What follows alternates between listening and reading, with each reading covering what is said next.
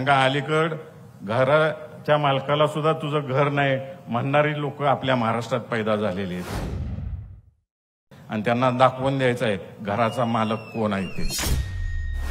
आजच्या या सभेनिमित्त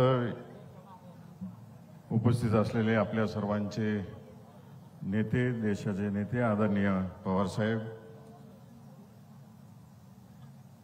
आदरणीय मोठे दादा, आवर्जून माझ्या सभेला या ठिकाणी उपस्थित असलेले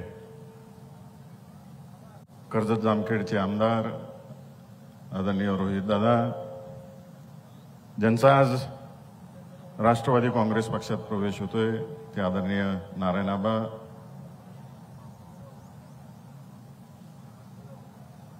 अहिल्यादेवींचे वंशज भूषणजी होळकर,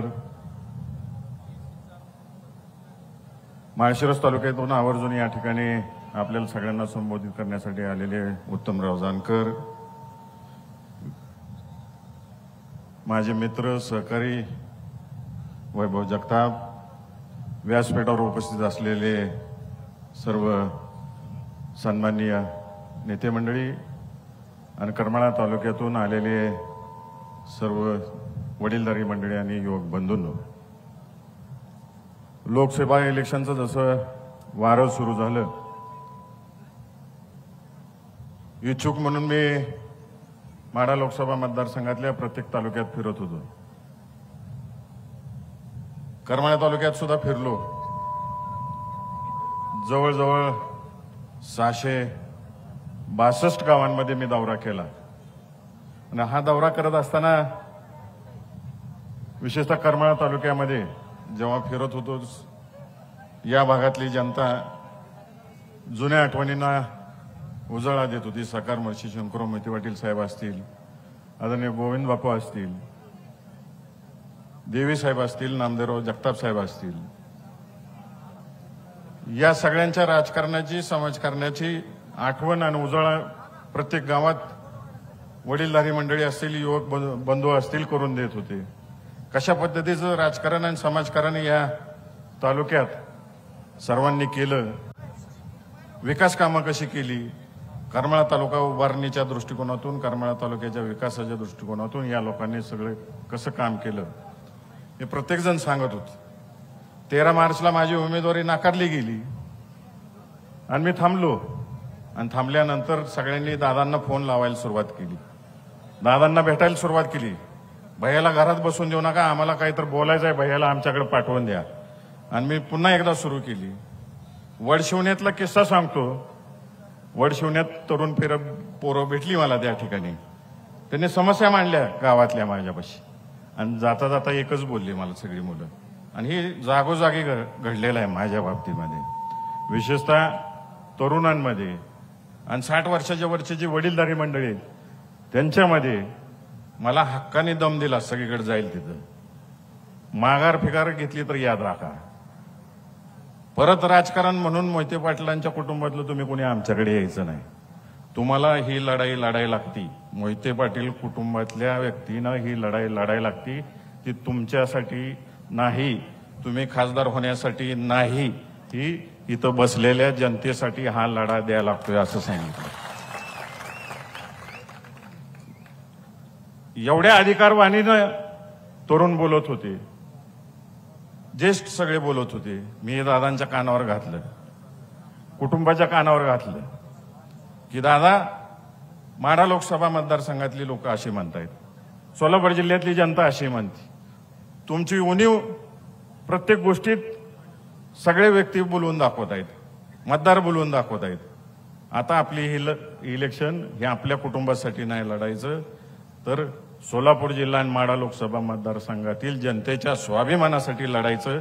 मग त्यासाठी कोणतीही किंमत मोजण्याची तयारी आहे आणि कुटुंबाने मला साथ दिली आणि जनतेने साथ दिली आणि तुम्ही सगळ्यांनी मला उभं केले, त्यामुळे मी निर्णय घेतला, महाराष्ट्रात फक्त एकच व्यक्ती आहे आणि या देशात फक्त एकच व्यक्ती आहे की ज्यांनी छत्रपती शिवाजी महाराज, राजश्री शाहू महाराज, राजमाता अहिल्यादेवी होळकर, महात्मा फुले, नरवीर उमाजी नाईक यांचं जे समतेचं, डॉक्टर बाबासाहेब आंबेडकर, अण्णाभाऊ साठे यांनी जे जनतेसाठी काम केलं पुरोगामी विचाराचं काम केलं, हे जर कोण टिकवू शकतं तर ते केवळ आणि केवळ फक्त पवारसाहेब टिकवू शकतात. म्हणून निर्णय घेतला की राष्ट्रवादी काँग्रेस पक्षात जायचं आणि साहेबांना साथ द्यायची. कारण का अलीकड घराच्या मालकाला सुद्धा तुझं घर नाही म्हणणारी लोक आपल्या महाराष्ट्रात पैदा झालेली आहेत आणि त्यांना दाखवून द्यायचं आहे घराचा मालक कोण आहे ते. अधिक काय बोलणार नाही मी, फक्त साहेबांसमोर मला करमाळा तालुक्यातल्या मागण्या मांडायच्या आहेत. करमाळा तालुक्यामध्ये अनेक सिंचनाचे मुद्दे आहेत साहेब. मांगी तलावाचा कुकडी प्रकल्पामध्ये समावेश झाला पाहिजे. त्याच पद्धतीने रेटेवाडी उपसा सिंचन योजना झाली पाहिजे. पुराचं पाणी जे वाहून जाते ते उपसा करून 40 गावातल्या लोकांना पाणी मिळालं पाहिजे. साहेब, जो रोहितदादांच्या मतदारसंघाला लागून जो भाग आहे करमाळा तालुक्याचा, त्या 40 गावातल्या लोकांनी या ठिकाणी बहिष्कार टाकला इलेक्शनवर. ती सगळी लोक आपल्याला भेटायला आलीत. सभा झाल्यानंतर आपली गाठ या ठिकाणी नारायणआबा आपल्याला घालून देतील. आपण त्यांचं थोडं ऐकून घ्यावं. अत्यंत दुष्काळी परिस्थितीत सगळी ते जनता फिरतीये. त्यांची एकदम वाईट परिस्थिती निर्माण झालेली आहे त्या ठिकाणी. मध्यंतरी मी गेलो होतो पांडेगणामध्ये. पांडेगणामध्ये मला शेतकऱ्यांनी सांगितलं, भैया गेल्या वर्षी कांद्याची उत्पन्न जे आम्हाला मिळालं ते उत्पन्न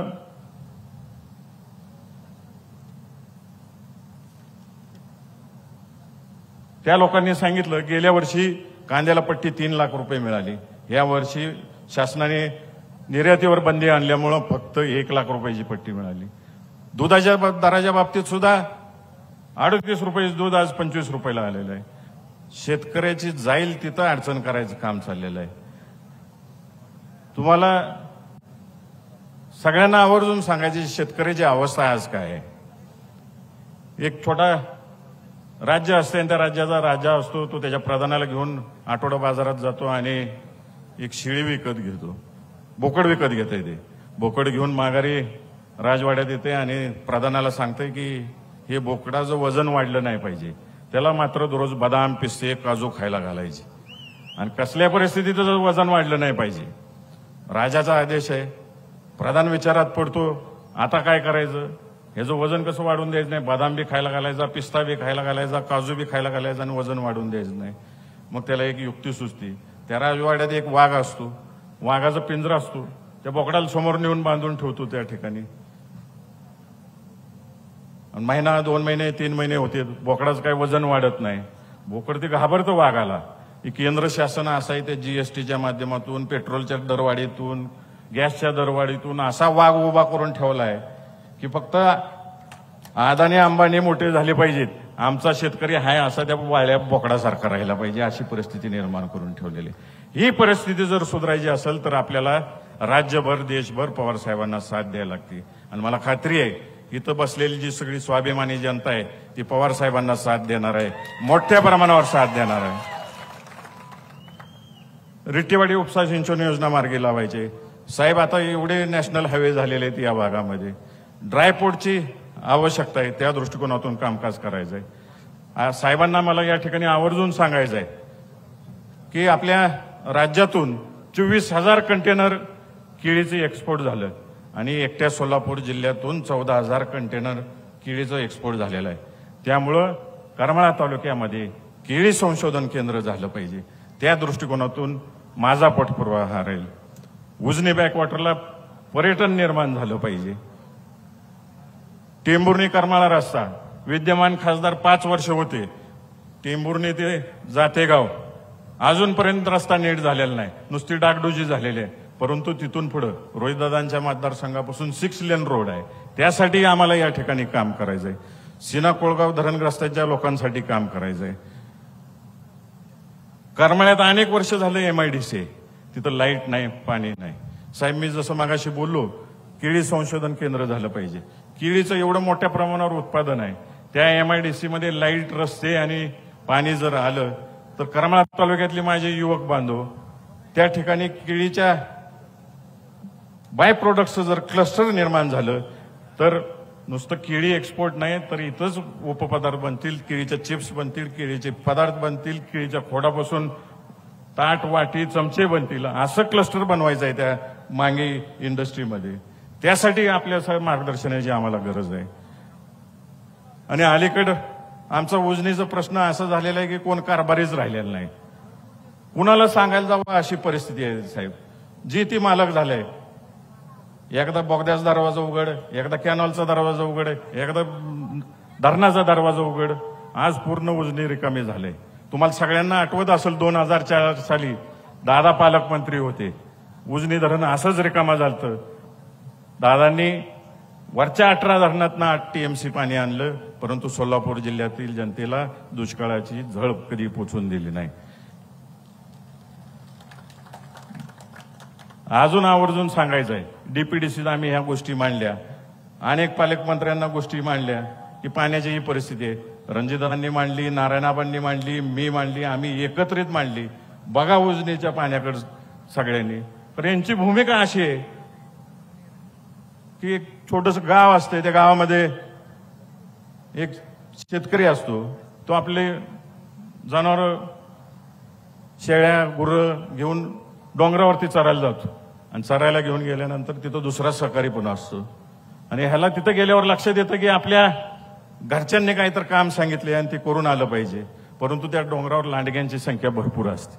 म्हणून तो शेतकरी त्याच्या दुसऱ्या सहकार्याला म्हणतो की बाबा शेळ्या नीट सांभाळ, आणि शेळ्या तू नीट सांभाळ्या तर तुला मी माझ्याकडे एक लंगडी शेळी तुला बक्षीस म्हणून देईन. ती पुढचं नुसतं मान हलवतंय. ती बहिरा असतंय ह्याला माहित नसतंय, ते मान हलवतंय ती. आणि गावाकडे येते, आपली कामं उरकते. कामं उरकल्यानंतर पुन्हा माघारी जाते, आपली जनावरं मोजून बघते. जेवढ्याच तेवढी जनावरं असतील. जनावरं जेवढ्याच तेवढे आहेत म्हणल्यावर आता त्याला शब्द दिला आपण पाळला पाहिजे. ती लंगडी शेळी घेते आणि त्याच्याकडे जाते, ही धर बाबा तुझं बक्षीस. त्याला काय ऐकू येत नाही. ते तिकडून पुढून म्हणतं मी काय तुझ्या शेळीचा पाय मोडलेला नाही. हे म्हणतो मी तुला लंगडीच द्यायचं कबूल केलं, तू धडधाकड मला कशाला मागतोय. हा दुसरा बाहेर. एवढं भांडण पेटतं, एकामेकाची गचांडी धरण्यापर्यंत त्यांचा विषय जातो. सगळ्यात शेवटी हे भांडण गावच्या पाटलाकडे जातं. पाटलाचं पण नुकतंच बायकोबरोबर भांडण झालेलं असतंय त्या ठिकाणी. म्हणजे पाटलाला सांगायला चालू करते मी याला लंगडी शेळीच बक्षीस देतो म्हणलेलं. हे म्हणतंय मी तुझ्या शेळीचा पाय मोडला नाही. त्या पाटलासमोर धाराधारीत जोरात. पाटील मोठ्यानं वरडते गबसता का नाही आता. आणि त्या दोघांना म्हणतंय पाटील माझ्या बायकोनी शिळी काय हत्ती जरी पाठवला तिचं तोंड बघणार नाही. पाटील तिसरा बाहेरा. अशी ह्या DPDCची पालकमंत्र्यांची अवस्था आहे. जेवढे आतापर्यंत पालकमंत्री झाले यांना काय समजून सांगायला गेलं, प्रत्येकाने बाहेरचीच भूमिका ठेवलेली आहे. अशीच या सोलापूर जिल्ह्याची अवस्था झालेली आहे. कोण वालीच राहिलेला नाही, कारभारीच राहिलेला नाही आमच्या जिल्ह्याला. अशी परिस्थिती निर्माण झालेली आहे. तर आज मला खात्री आहे, आज जर स्टेजवर आपण बघितलं साहेबांनी नवीन मोठ बांधलेली आहे. आता इथं मान तालुक्यातून आबाईदादा आलेले आहेत, मी आहे, नारायणआबा आहेत, माळशिरस तालुक्यातून उत्तम जानकर आलेले आहेत, अभिजित आबा पाटील आलेले आहेत पंढरपूरवरून, तिकडं आता अनिकेत आहेत, बाबासाहेब आहेत. आमची नवीन टीम साहेबांनी बांधलेली आहे.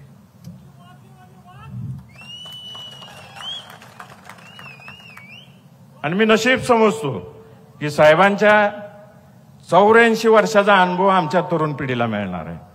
साहेब तुम्ही फक्त थाप टाका. या जनतेच्या मनात जे विचार घोळतायत सोलापूर जिल्ह्याच्या विकासाच्या दृष्टिकोनातून करेक्टच कार्यक्रम करू आम्ही सगळेजण मिळून, एवढं सांगतो मी आपल्याला. अधिक बोलत नाही. साहेबांनी मला पुढे सांगोल्याच्या सभेला जायला सांगितलेलं आहे. फक्त करमाळावासियांना एवढंच सांगतो मी की आदरणीय साहेब आहेत तिथं स्टेजवर, मोठे दादा आहेत, आणि आमचे आजोबा सहकार महर्षी शंकरराव मोहिते पाटील साहेब यांच्या विचाराला, यांच्या चारित्र्याला कोणताही डाग लागल असं कोणतंही काम धैर्यशील मोहिते पाटलाकडनं होणार नाही, एवढं बोलतो. आणि येत्या 7 तारखेला तुतारी घेतलेला माणूस त्याच्यासोबत बटन दाबायचं आहे आणि आपल्या सगळ्यांचे आशीर्वाद मला द्यावेत, एवढंच मी बोलतो आणि माझे 2 शब्द संपवतो. जय हिंद, जय महाराष्ट्र. देश विदेशातील प्रत्येक घडामोडींचे लाईव्ह अपडेट मिळवण्यासाठी आता साम टीव्हीच्या सर्व सोशल मीडिया प्लॅटफॉर्मला लाईक, फॉलो आणि सबस्क्राईब करा. तसंच सर्व नोटिफिकेशनसाठी बेल आयकॉन प्रेस करायला विसरू नका.